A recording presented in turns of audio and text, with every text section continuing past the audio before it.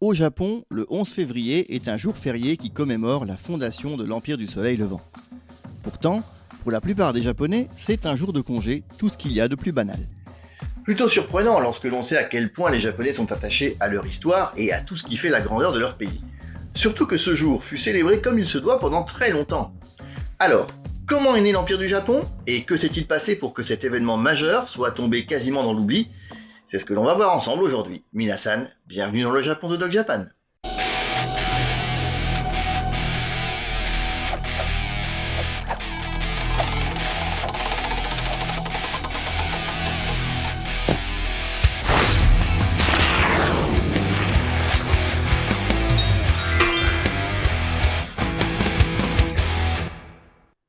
Alors c'est parti pour cette première vidéo dans la catégorie Histoire. Et croyez-moi, c'est la première d'une longue série. Parce qu'avec l'histoire du Japon, il y a vraiment de quoi faire. Donc si vous avez soif de connaissances en la matière, je ne peux que vous conseiller de vous abonner à la chaîne et d'activer la cloche pour ne rien manquer. L'histoire du Japon a ceci de complexe qu'il est difficile de savoir quand la faire débuter.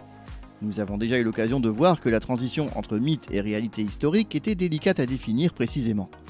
Il n'existe en effet aucun écrit avant le 8e siècle, avec la mise par écrit pour la première fois dans le Kojiki de l'histoire de la lignée impériale.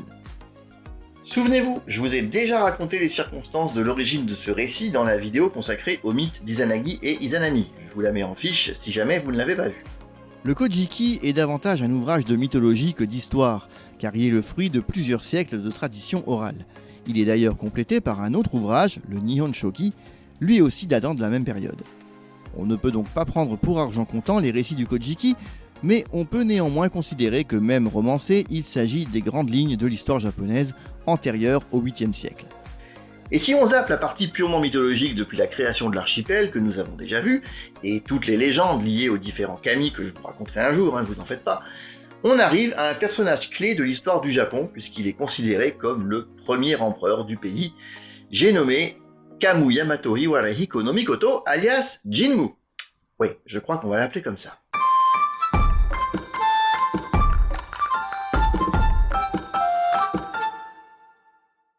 Même si son existence relève presque autant de la mythologie que de la réalité historique, il faut un commencement à tout. Et on peut donc considérer que l'histoire du Japon démarre avec l'avènement de son premier empereur en 660 avant notre ère. Selon la légende, Jinmu, qui est un nom posthume d'inspiration bouddhiste signifiant puissance divine, serait le descendant de la déesse du soleil, Amaterasu. Devenu empereur, il fondera ainsi la lignée impériale d'essence divine qui se perpétue encore de nos jours. Vous voyez un peu comment l'histoire et la mythologie s'entremêlent? C'est pour ça que les origines du Japon sont difficiles à établir avec précision. Selon les écrits du Kojiki, Jinmu n'est cependant pas le descendant direct d'Amaterasu, mais son arrière-petit-fils. T'es fort en histoire. C'est bien ça. Ouais, merci. En tout cas, je vous laisse imaginer toutes les histoires qu'il nous reste à explorer du côté de la mythologie pure et dure. En plus, il n'est pas tout seul, parce qu'ils sont 4 frères en tout. Mais on va surtout se concentrer sur lui, et un peu sur son aîné Itsuse, sinon je suis sûr de vous perdre en moins de 5 minutes là. Jinmu et ses frères sont originaires de l'île de Kyushu, au sud-ouest du Japon, et plus précisément de Takachiho, dans la province de Miyazaki. Étant donné leur ascendance divine, ils règnent naturellement sur ce territoire. Mais leurs origines célestes font qu'ils se considèrent comme régnant sur toute la Terre. Oui, alors ne nous emballons pas. Dans les mythes et légendes, quand il est question de toute la Terre, ça veut surtout dire tout le pays. Et pour être honnête, l'expression exacte, une fois traduite, c'est tout ce qui se trouve sous le ciel. Mais vous aurez compris que ça désigne le Japon, et pas uniquement Kyushu. Jinmu et son frère Itsuse décident de partir vers l'est afin de trouver un meilleur endroit d'où ils pourraient gouverner tout le pays. Leur migration se déroule sans encombre car tous les clans qu'ils rencontrent acceptent la soumission aux descendants d'Amaterasu. Plutôt tranquille leur expédition, on a connu des conquêtes plus difficiles que ça.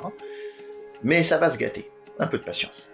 Les deux frères ainsi que leur armée finissent par débarquer en Yamato, la région centrale du Japon où se situent aujourd'hui Osaka et Nara notamment. Mais là se trouve un autre descendant d'Amaterasu du nom de Nigi Hayai. Celui-ci a confié la gouvernance de la région à son beau-frère, Nagasune Hiko. Ce dernier refuse que Jinmu et les siens entrent au Yamato, et pour la première fois depuis leur départ, ils sont obligés de livrer bataille.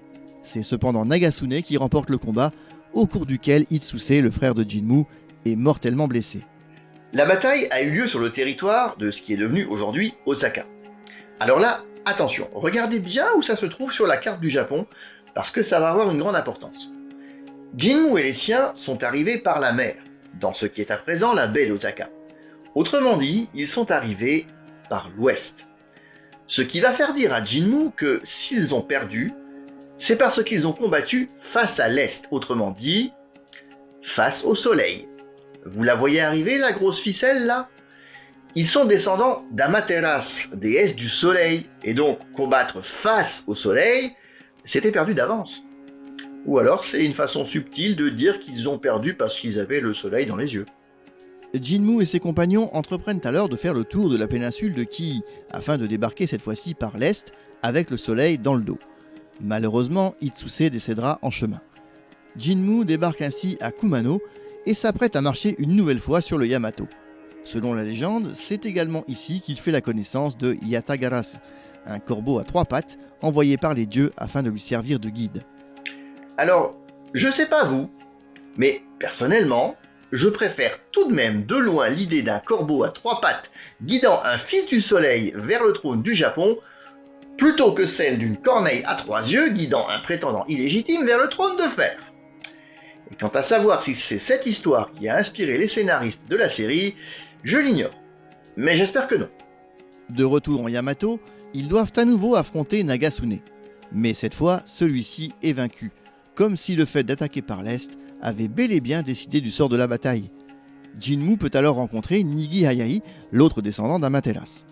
Mais loin de se battre, tous deux se reconnaissent mutuellement comme descendants de la déesse, et Jinmu possédant davantage de présents reçus de celle-ci, Nigi Hayai s'incline et accepte la supériorité de Jinmu. Ses descendants formeront par la suite le clan Mononobe, chargé des rituels Shinto de la cour impériale. Et c'est ainsi que le 11 février de l'an 660 avant notre ère, Jinmu est proclamé empereur du Japon dans son palais de Kashihara, sur le territoire de ce qui est actuellement Nara. À cet endroit se trouve aujourd'hui le mausolée de Jinmu et un sanctuaire qui lui est dédié. Sanctuaire bâti en 1889 sur ordre de l'empereur Meiji, le même qui a d'ailleurs fixé cette date du 11 février un peu arbitrairement et décidé de faire de ce jour un jour férié.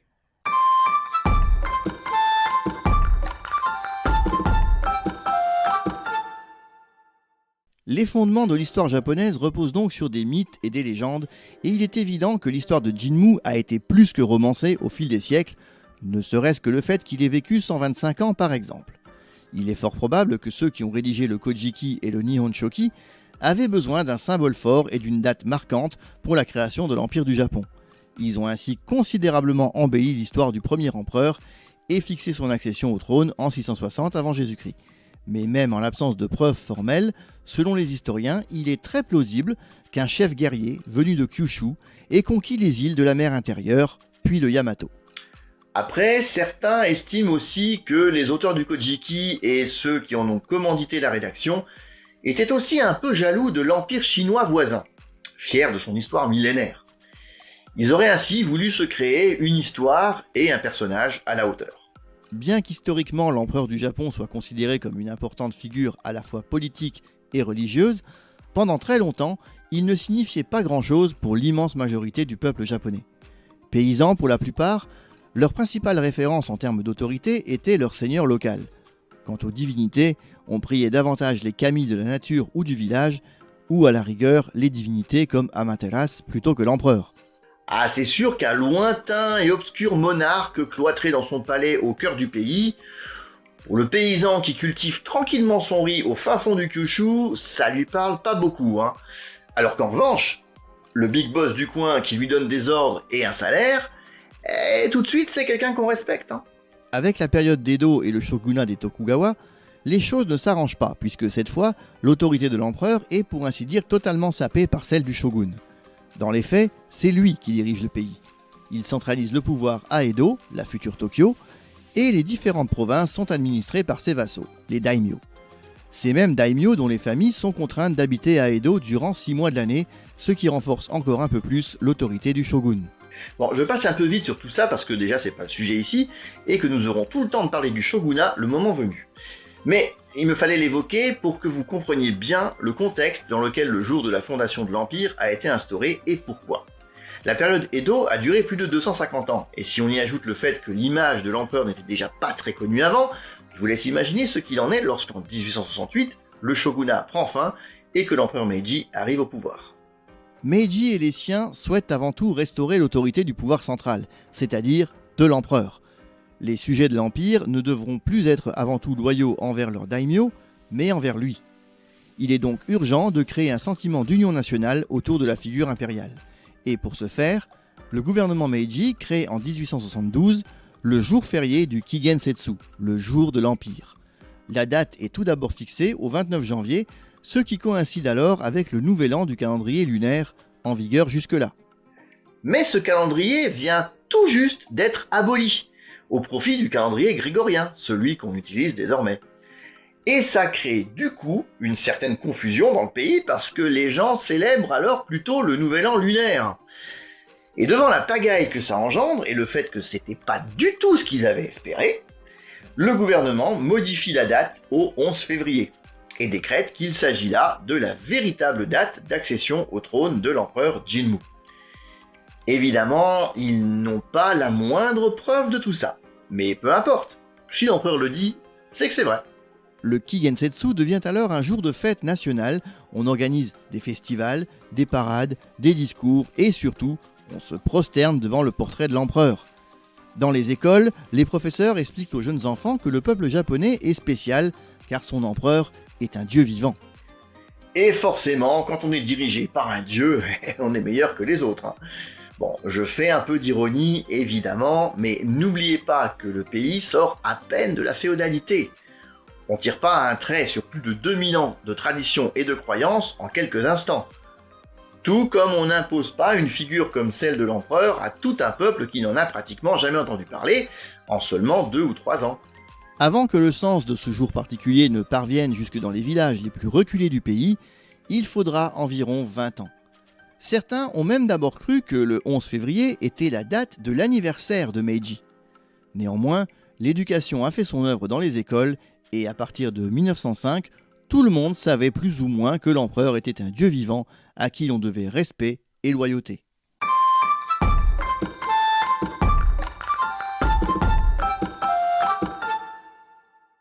Depuis son instauration et jusqu'à la Seconde Guerre mondiale, le Kigen-setsu est célébré en grande pompe dans tout le pays. Au fil des ans, cela renforce vraiment le sentiment d'union et d'identité nationale. Le but poursuivi par l'empereur Meiji est donc atteint. Et même au-delà de ses espérances, puisque ce sentiment conduira le Japon à chercher à étendre son influence sur le continent asiatique et dans une grande partie de l'océan Pacifique. C'est en partie ce qui explique l'incroyable confiance du Japon lors de son entrée en guerre contre les États-Unis notamment en 1941. Un excès de confiance et une foi sans limite en son empereur qui le conduiront malheureusement aux événements tragiques de 1945. Après la fin de la guerre, le Japon passe sous contrôle américain et ces derniers ne tarderont pas à mettre un terme aux célébrations du Kigen-setsu. Celui-ci est purement et simplement aboli.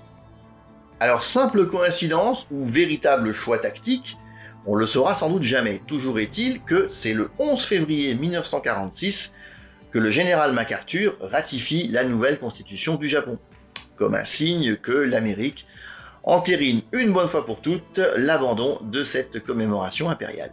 Mais c'était sans compter l'attachement de tout un peuple à son empereur et à cette tradition.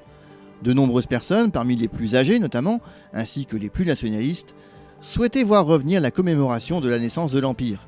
Et c'est ainsi que 20 ans après son abolition par les Américains, et d'âpres discussions politiques, il est décidé de faire renaître ce jour férié en 1966 sous le nom de Kenkoku Kinen no Hi, ou Kenkoku Kinenbi, autrement dit le jour de la fondation de l'État japonais.